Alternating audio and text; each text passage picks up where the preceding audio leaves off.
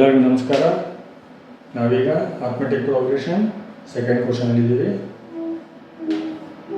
A first term ಕೊಟ್ಟಿದ್ದಾರೆ, d common difference ಕೊಟ್ಟಿರ್ತಾರೆ. ನಾವು ಎ ಪಿಯ ಫಸ್ಟ್ 4 ಟರ್ಮ್ಸ್ ಬರೀಬೇಕು.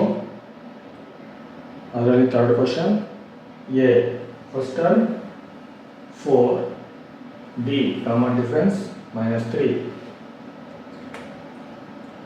First term 4, second term a plus d, 4 plus d minus 3, bracket ಇದ್ದರೆ multiply ಮಾಡಬೇಕು, ಪ್ಲಸ್ಸಿಂದ ಮೈನಸ್ನ ಮಲ್ಟಿಪ್ಲೈ ಮಾಡಬೇಕು, ಪ್ಲಸ್ಸಿಂದ ಮೈನಸ್ ಆಗುತ್ತೆ. 4 minus 3 is equal to 1.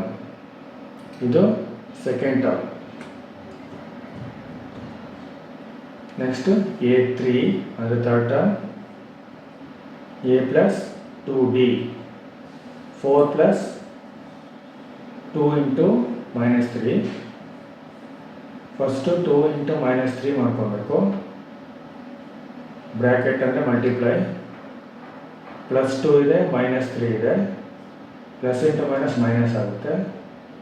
Next step 4 plus -6, ಮತ್ತೆ ಬ್ರ್ಯಾಕೆಟ್ ಇದೆ, ಮಲ್ಟಿಪ್ಲೈ ಮಾಡಬೇಕು, plus into minus, 4 minus 6 is equal to -2.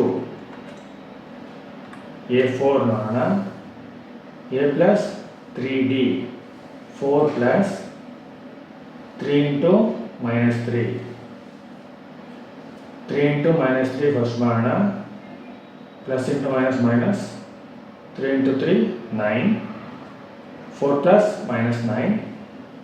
ಈಗ ಮತ್ತೆ ಮಲ್ಟಿಪ್ಲೈ ಮಾಡಬೇಕು, ಬ್ರ್ಯಾಕೆಟ್ ಇದ್ದಾಗೆಲ್ಲ ಮಲ್ಟಿಪ್ಲೈ ಮಾಡಬೇಕು.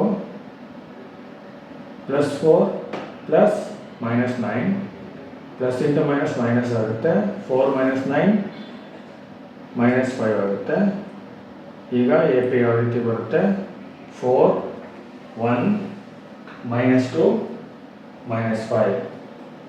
ಇದು ಫಸ್ಟ್ 4 ಟರ್ಮ್ಸ್ ಈ ಎ ಪಿಯಲ್ಲಿ.